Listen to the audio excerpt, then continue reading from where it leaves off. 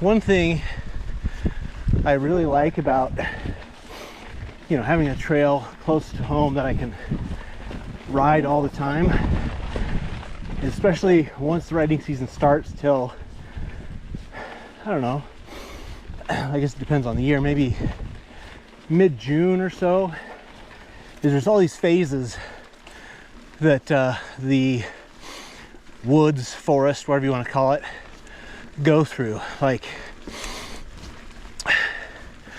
right now, well, you saw those flowers back there. There are these little yellow flowers on the trail side there. Not that dandelion, but real wildflowers. Then later you have ferns growing, and then different bushes start blooming. It's just so cool to see its evolution every year of, oh, okay, now this is blooming.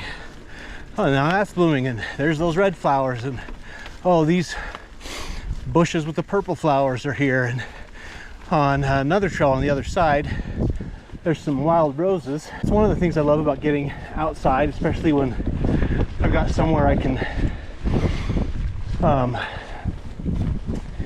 go frequently, is I get to see these iterations of the flora and fauna. Well, not so much the fauna. Every once in a while I'll see, I'll see deer a fair amount, seen rabbits, skunk, seeing turkey quite a bit already this year. I don't know, I just love being outside.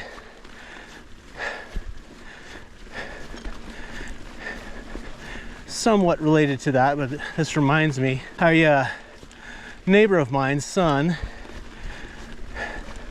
just recently ran the Zion Ultra 100-mile race, and last year he did the Wasatch 100, and that was his first 100. And I can't remember the name of the podcast. There's a podcast that has to do with ultra running.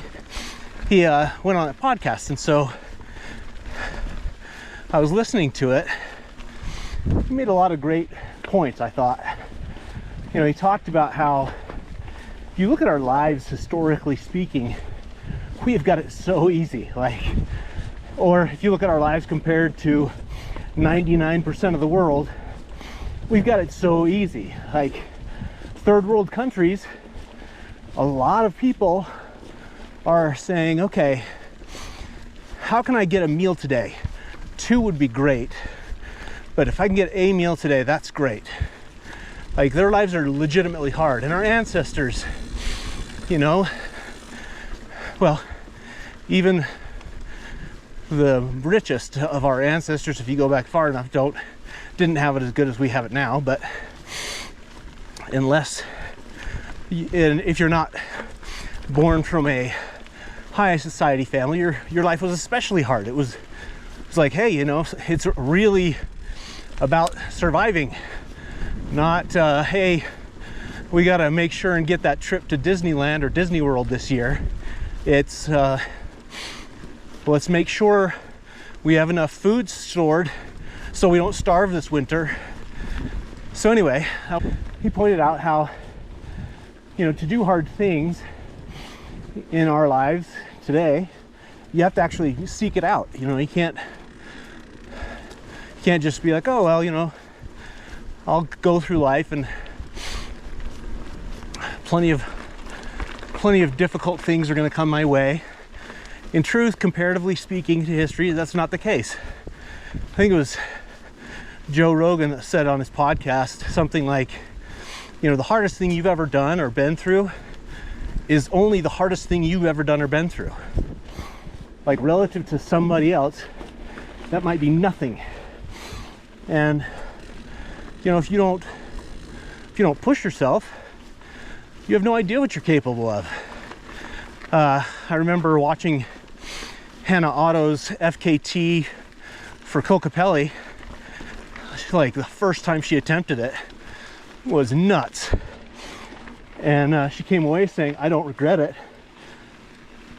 because it taught me what I can do, because it's so hard. It was so hard. So this guy's making that point on the podcast of, hey, you know, I'm showing myself, I'm showing my children, hard things can be done, but you have to seek those out. And truthfully, I cannot wrap my head around the level of difficulty of running 100 miles. Like, I've done a couple of fairly long days on the bike, but to run 100 miles, I think he finished the Zion 100 in 26 something hours. I mean, to be awake that long sometimes is a challenge, let alone going that long. I forget what his pace was, but you know, made me think we really, getting windy here, we really do kind of look around, it seems, as a society as a whole, we look around for how can I make my life easier. And you know, I love improving efficiencies. Like at work, I love nothing more than getting something done better, faster, easier. But while efficiency is good in business, I feel like, you know, making something easier robs us of achievements. Let's say you're a hunter, like, oh, I really want to hunt in Africa. Okay, and then you go over there and you go to basically a large free-range farm where they raise the Cape buffalo and whatever else, so you can have a guaranteed kill. You make sure you're going to get your mount and your skin, while you guarantee, essentially, virtually guarantee, you won't come away disappointed at not having hunted one.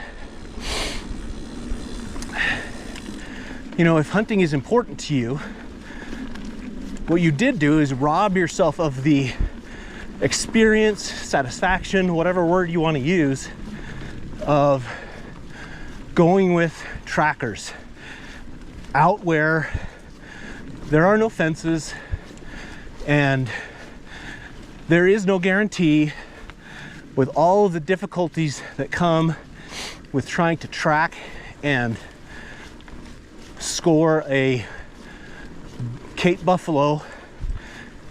You rob yourself of all that. And I'm not much of a hunter. I do love the taste of good whitetail steak, but I